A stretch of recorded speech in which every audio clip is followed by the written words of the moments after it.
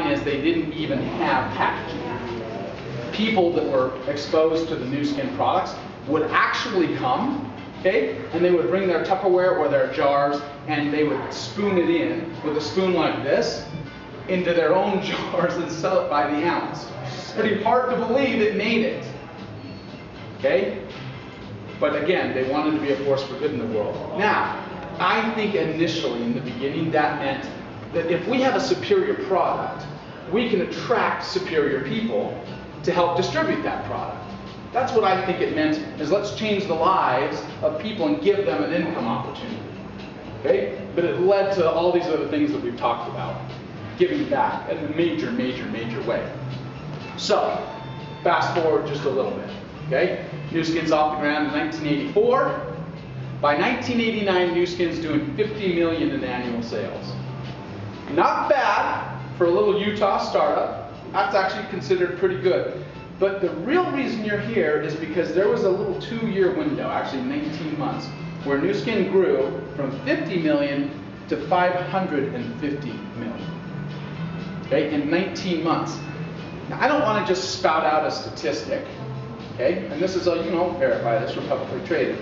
I want to know why, right? Why? It was only in the US and Canada at that moment in time, so it wasn't from international expansion.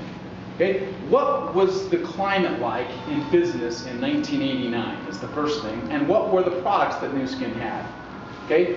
You guys are a little bit young, but so that you know, in October of 1987, okay, we actually had the stock market lose 23% value overnight, entered into the biggest recession we had ever seen since in the history of the world since the Great Depression.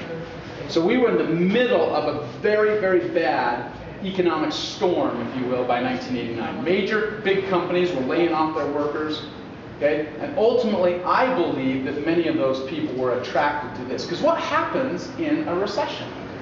Okay, what happened to me? You heard my story, okay? Successful people go out of business. Successful people go out of business. That's really what ends up happening, because resources dry up, okay? And people start laying off their people, and all of a sudden, you become soured, if you will, by traditional business philosophies. We'll talk about that a little bit later on today. But I believe, okay, that a lot of people said, I need an alternate source of income, something part-time to supplement my lifestyle, that basically I can work into some kind of a full-time, career move. And I believe it attracted a lot of people. One person in particular that was attracted, so that, obviously Craig Tillotson joined in 1984 because he's Clara's son. Okay? And he has a brother-in-law named Nathan Ricks. Nathan Ricks did not technically get going, even though he may have signed up, he never did anything with it. Okay? And he kind of quit, if you will. And he didn't really see Nu Skin as an opportunity for him until 1989. The question is why? Okay? Well, the economy hurt him. He was in real estate, commercial real estate, residential real estate. And the fact of the matter is, first thing that generally gets destroyed in a recession is real estate. Okay? That's my background. Didn't really realize that it was such a fragile deal. Shouldn't have been.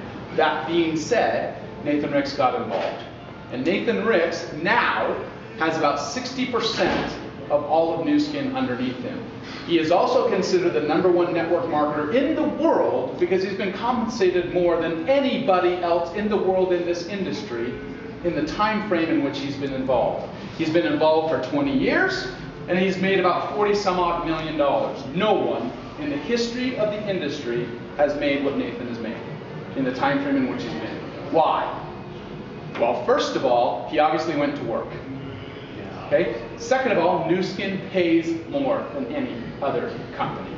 Almost by double of those 5 top companies I talked about. So Nathan gets involved and just tears the thing apart. Okay? By 1991, Nu Skin, okay, so 1989 to 1991 we're doing 550 million. Then by 1991, 1992, we go into Taiwan and Hong Kong. Okay? And then we go into Japan in 1993. Now, why are the Asian markets such critical markets for network marketing? Why does everybody want to get into Asia? What do the Asians have? Okay? They have trust. That's the key. They have a network of trust. Keep in mind, in Asia, everything's done on a handshake. Okay? They trust one another. And networks are only built based on trust. That's why network marketing, okay, kind of births itself in Utah, in America. Okay? Because we supposedly have this network of trust. Does that make sense? So Asia was huge. So that you know, by 1996, Nu Skin was doing $890 million in annual sales. The fastest growing network marketing company, almost $1 billion baby. People were just freaking out. Bottom line is that we decided to actually go public in Japan in 1995. And because, okay, we saw great results from going public and becoming transparent in 1996, we went public. Okay? So that we could be transparent to the world and you could validate and verify the information that I'm telling you. And how I created this tour is I just looked it up. Does that make sense? But something happened. Okay?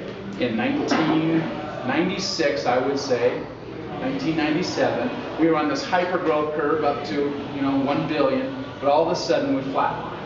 Zero growth. Okay, the next year. Zero growth the next year.